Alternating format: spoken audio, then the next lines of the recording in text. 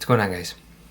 Junior's Fishing Company with a deer hair jig today. It is spring. Spring has sprung. Starting to get a little bit warmer. Up here in Minnesota, we're supposed to get like 6 inches this weekend, so it's a typical Minnesota late winter, early spring. It's 60 degrees and then it snows, and it's a bit of a whirlwind. But I thought I would start off this spring with some deer hair jigs. I've got a bunch of ideas for some musky, castable flies, musky stuff, but I thought I would start off with just kind of what I've done the last couple of years with hair jigs. Now, I haven't really gone into detail. This is going to be a little bit more of a detailed video about how I choose a jig and specifically what I want it to look like in the water. Now I'm going to talk for a couple minutes just with some details about really, there's kind of a fork in the road when you're tying a jig like this, or any streamer, castable fly for me and stuff like that. There's kind of a fork in the road. And if you're a pretty experienced tyer, jigs or flies or whatever, you can skip this chapter and go right to the tying if you're just looking for color patterns that you're interested in or something like that. But I thought I would slow down a little bit and talk about my thoughts in when I sit down at the vise of what I want a specific jig to be. Now you've got a couple options. You can go one route with bulk or just a larger bait. Bulk is kind of the term that I use. Or you can go for action. So you really kind of have those two. Now this is just pertaining to deer hair. You can add feathers to a really, really big jig and it'll make it swim. It'll give it more action. But I'm kind of just talking in terms of deer hair today. So you've got a couple choices. This right here, and they're all the ones I show you today are going to be this Northland tackle, just a tungsten jig. These are all 1/4 ounce just to kind of make it a universal thing, but I don't know what color this is. It's SGRNB. I don't know what that means, but these are phenomenal baits. I can do a whole other video on lead versus tungsten in my opinion, but today we're focused on deer hair. So you've got, again, two options. When you're tying with bucktail, I say deer hair, it's bucktail. You can either tie a bait that's going to look really big. It's going to have a big profile in the water. When I think of a big profile, for sure a weighted bait, I think of like Northland Tackle's Minnesota mullet. The thing is an absolute fat bait. It's not super long and it's not going to have a ton of action movement in the water. Obviously you can jig it and jerk it and do all that stuff, but the bait itself isn't going to flow really, really well through the water just because there's so many materials. Now on the other side of the spectrum, the less materials you have, typically, the more movement you're going to have in the water. So if you want to go with a larger profile bait, again, to some of you this is going to seem obvious, but even I sometimes sit down, I tie a jig and it ends up being bigger than I wanted it to be. So you have to be somewhat intentional about the baits that you're tying. If you want it to be really big, a big profile, move it slow with something, a big easy meal for a fish to eat.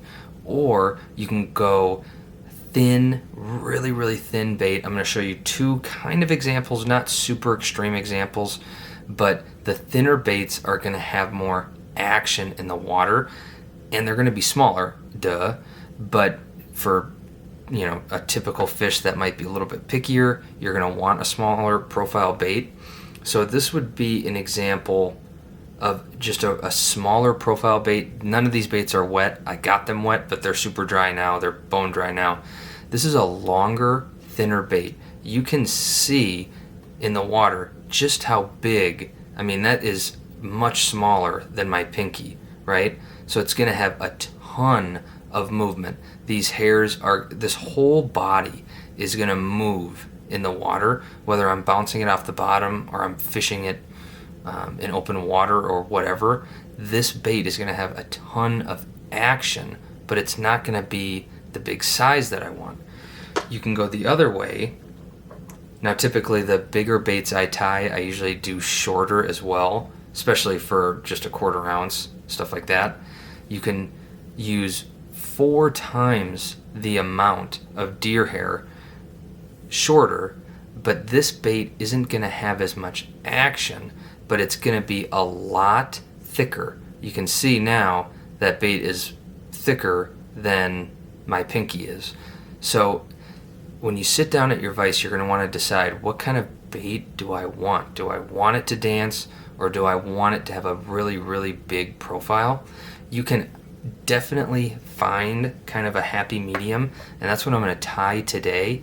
I've got just a little example for you here because I had 2 of these jigs and then I ordered 2 more online. I didn't realize I had the colors, so I think it's a little bit of a sign from upstairs just to do this video. I've been kind of messing around with this idea for a little bit.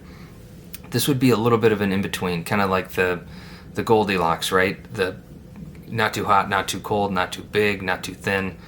A longer bait with a little bit more, you can kind of cheat the system a little bit, but in terms of just me, I prefer to go really big or really thin unless I'm tying in other materials. If I'm putting in feathers and stuff like that, then I'm not as worried about how big or small the bait's gonna be, because those thin dry fly hackle, stuff like that, those stems are so thin, I mean, you breathe on them and they're moving. So that's just my little 2 cents on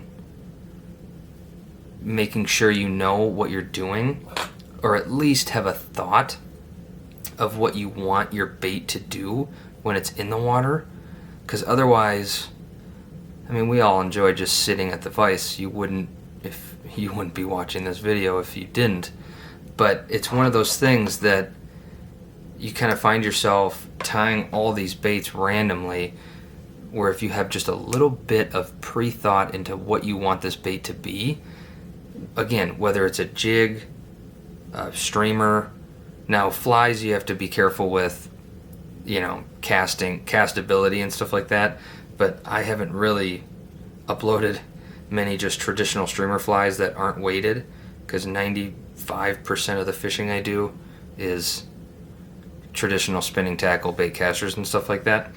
I'm going to tie this in 3 stacks.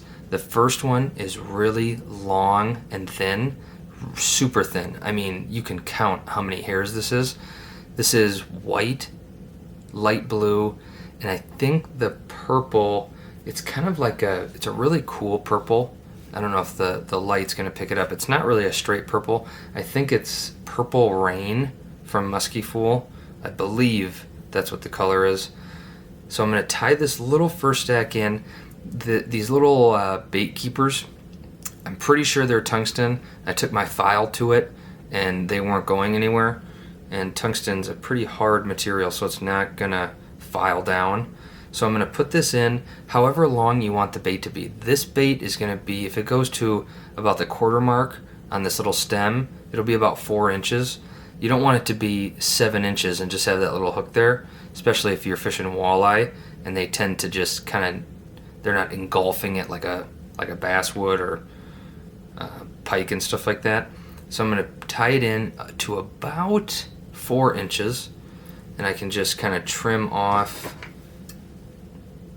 just even those out a little bit, cord up my thread, and I'm putting this first one on the actual hook itself, just because if I tied this up on the tungsten part, or the lead, whatever this is up there, then it just doesn't, it's too much space for a little hair, and you find yourself not being able to wrap it all the way around.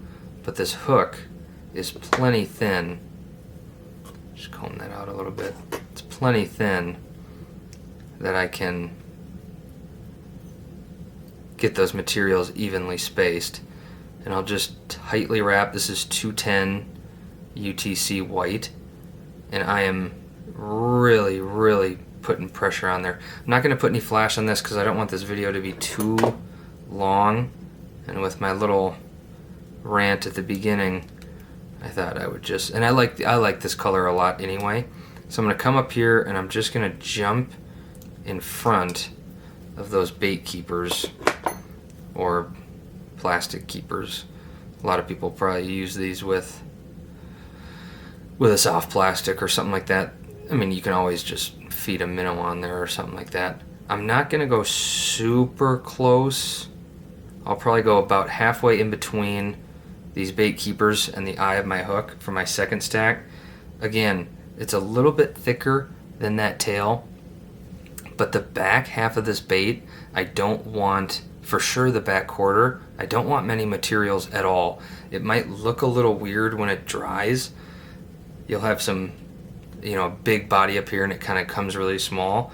But if you want to try and have some action and bulk in a bait like this, you want to make sure that tail stays nice and thin. So when I lay this down, I'm not going to put it right lined up with my first stack. I'm just going to come up about an inch or so, and I can measure that out right here. So I am going to trim off a little bit. When you're tying stuff like this, you end up trimming off quite a bit, so you don't want to use your, if you've got a white bucktail with 6-inch fibers, just 2 loose wraps, tighten that down. This is not the kind of stuff that you want to use your super primo hair on. Musky Fool sells one of their categories. That's why I love getting my bucktails from there.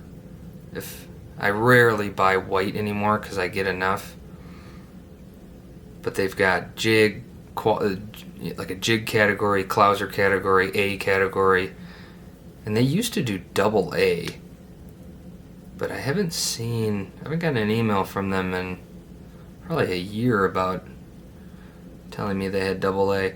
I'm just gonna ream this down. You're applying enough pressure if your thread starts to fray a little bit. I want to make sure that I have enough room right up on my head to put down my last stack, and it's going to be the biggest one. Now this was just enough to kind of wrap around. I didn't want to push them on to that bait keeper just because that makes it a little wonky. I'll be able to fully spin this last stack up here. I'll come here, and this is for sure more hair than these first two combined. This is a big chunk of hair. I'll just kind of tap it on my table, make sure they're all even, and I'll end up again trimming off quite a bit of this. That's why I wanted it to be a little bit thicker, because the more you trim off, so again I'll come about halfway down my bait, which is going to make this little section right here, the first half or so, really, really thick.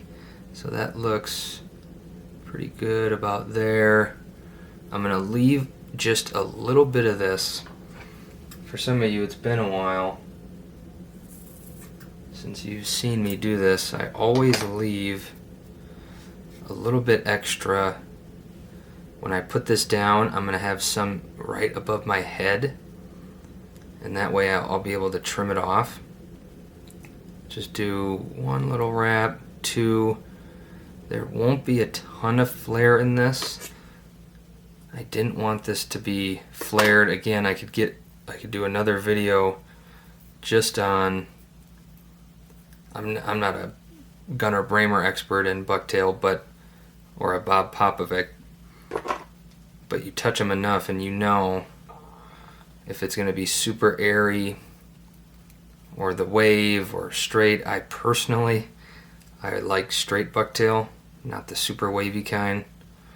I don't know why. Especially on jigs, I think it's just looks nicer.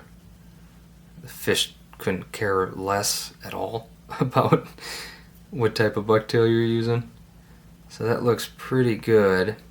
Now what I'm going to do here, I'm going to kind of hold this, and I'm going to do like 2 wraps, and then I'm just going to pull down as tight as I can. 2 more wraps, pull down, 2 wraps, pull down. I want this hair locked in. I'm not taking any pressure off of these wraps. I want that as tight on there as I can get it. I'm going to take just a little razor blade and I'll film this one just because it's the first one of the year. I won't film this every time, and this razor blade's getting dull, but I'm just going to go right at my thread line and I'm just going to push there. So now I know this stuff is locked in, and on these jigs there's a little notch right in the throat of these jigs, and it makes it not very fun to get at. But these are high quality jigs. I'm pushing a razor blade on it. You know, you buy those 30-cent jigs, and when I do this, that paint comes right off.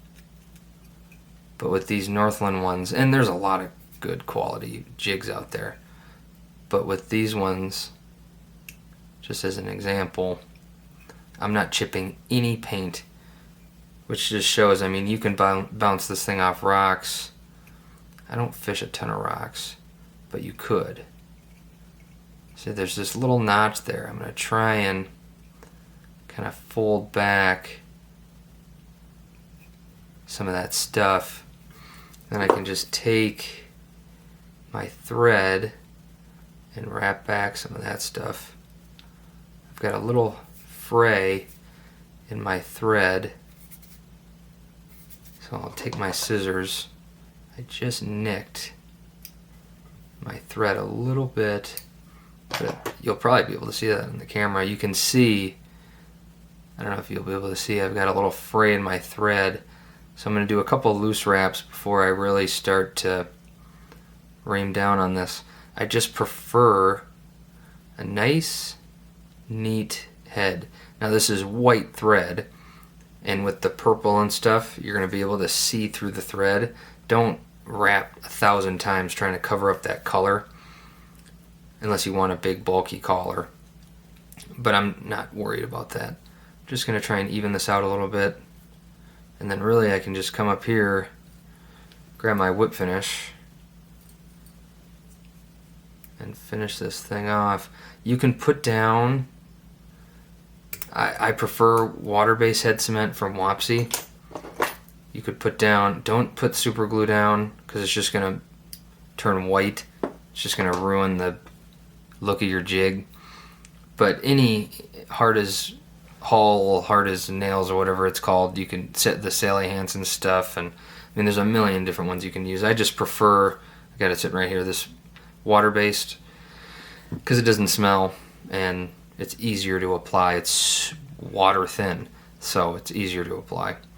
But again, choose if you want a thick bait. Those big baits have their time and place. A small thin bait for action has its time and place. I won't go into super detail about what I prefer when I'm fishing because this video is already getting long, but when you sit down at the vise to tie some jigs like this, just have that in mind. Half the jigs you tie, they might be thick, half are thin, some are 3 times the hook shank length, some are 2, some are whatever you want. But just be a little more intentional about the jigs, and for me, weighted jigs, for you it might be whatever. There's a million different things you can make, which is part of the fun, right? But just to have a little more intentionality about what you're doing, maybe catch more fish. Junior's Fishing Company. Like and subscribe. Drop some comments below. Happy spring.